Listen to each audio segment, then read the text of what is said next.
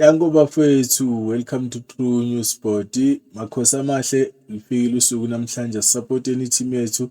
Uma ungabe une-TV bafethu uhlala phambi kwe-TV, uma ngabe uthola ukuthi awunayo i-TV unefoni, ikhona le app ye-SABC, downloada yona ungene uhlalele ilento ibhola ku-SABC 2. I think izobe i-broadcast khona lapha. And then mangabe uthola ukuthi mhlambe awuyitholi, you can inbox me while still early ngikunikeze i-app ezokwazi ukuthi ukhona ukubhekelela most yama channel la kudlala khona ibhola, especially i-PSL, even nebhola laphesheya likhona lapho. Nginawo ama-app lawo. You inbox me, you follow me, you inbox me, I will definitely sure ngikunikeze lawo ma-app.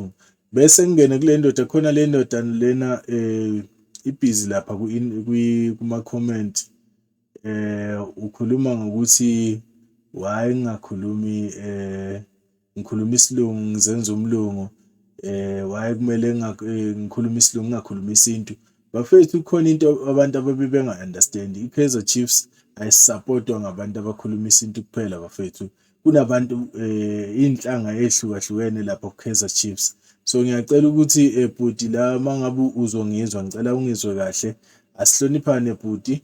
Akukho kubi, sihlangane ngebhola lana, asikho kwipolitiki, akuna qembu lepolitiki lana bafethu, sihlanganisa wonke umuntu.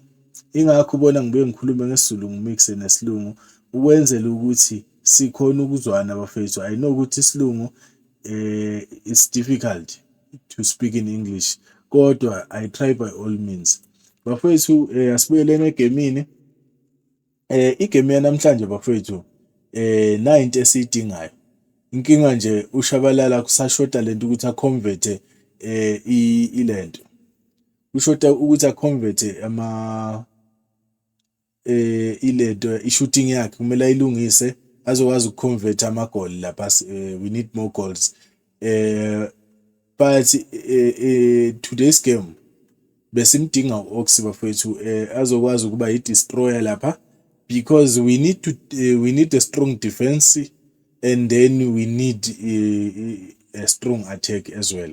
So Ox, we know ukuthi he's not a ball player, he's not someone who's good with ama-passes, but he can give us something better, especially ngoba sinoshinga lapha, someone who has never played for i-Kaizer Chiefs.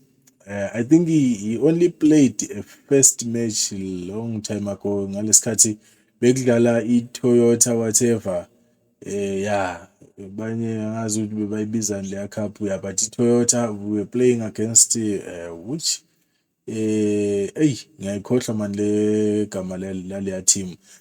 But anyways, Shinga being there bafethu, I am so happy for a boy, because we haven't seen him for a very long time and we haven't seen him in a good match.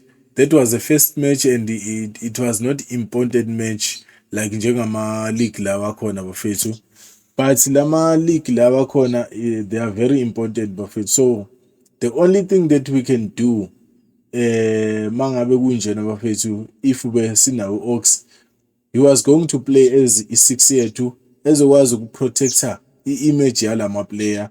I know ukuthi u-Ox he was going to at least defend both of the center back and then defend nama right backs wakhe. He know how to position himself. So we really needed to Ox, but unfortunately Ox is not there.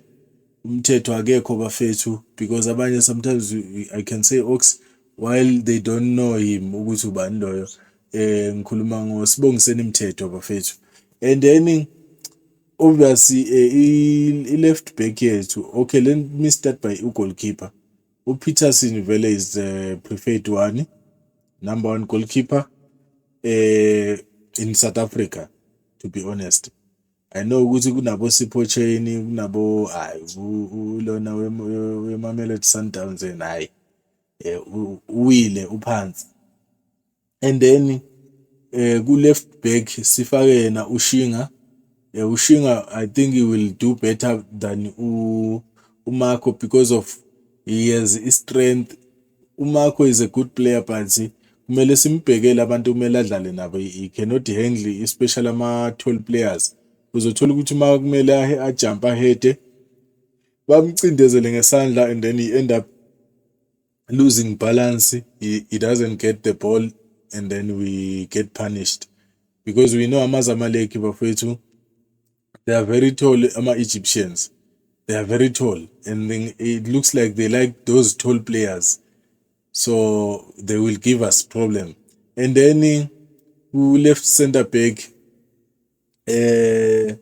sibuye sidlale ulento umsimanga athathe leya position athi bani uMiguel. And then ku right center back uKwinika bafethu is doing great there.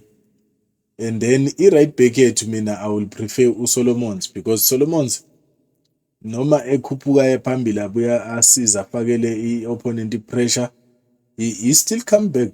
He still come back to defend. So he's a great player more than Umonyana. I'm not comparing them, but they play different role. So in games like this, where we need attacking more and defensive more, sikhona ukudefenda more than ever.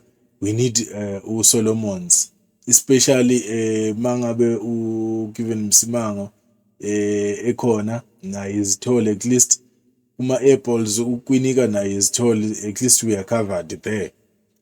And then esiswini lapha if we can have uMabuye bafethu, Mabu is going to be a great candidate there, unless if they're going to play uMatlo. If they are playing uMatlo, then I will definitely show voting for uMatlo ukuthi abambe i-6 and then uMabuye azokwazi ukuthi aye phambili kancane adlale noma i-8. And then i-10 yethu vele we know ukuthi they're going to put uMdu Shabalala. uMdu Shabalala bafethu, the only problem that he has is to convert the ball to the goal post. Yiyo kuphela into esele. I-finishing yakhe is still bad, but when it comes to placing himself, finding himself behind the defense, he is good at doing that. So he's still a good candidate to start a match like this. And his strength, uMdu Shabalala akusumuntu ovele umphushe nje easily.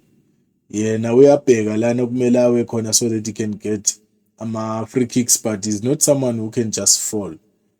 And then ke bese i-right winger yethu we know ukuthi they're going to put uLilepo. And then ku-left winger first half I will prefer uModi because I have been complaining about uModi, but I have seen his role bafethu. uModi especially now is starting to pick up his hand ukuthi sikhone ukumbona. So I will prefer him to start the match. Then uVelepai can come second half to put more pressure attacking because we know ukuthi he is not good at defending uVelepai. And then uLento uDa Silva is a good candidate. uDa Silva, I just wish ukuthi they can play him full match, unless if he's like extremely tired, then he can be bengamkhipha ke. But I would love ukuthi ngimbone adlale in full match.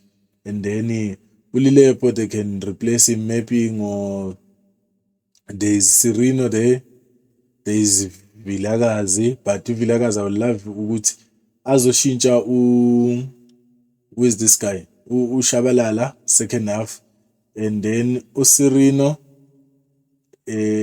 noma bengabe bakhiphe mhlawumbe uMatlo babuyise uMabuye emuva, but they will still have uMabaso.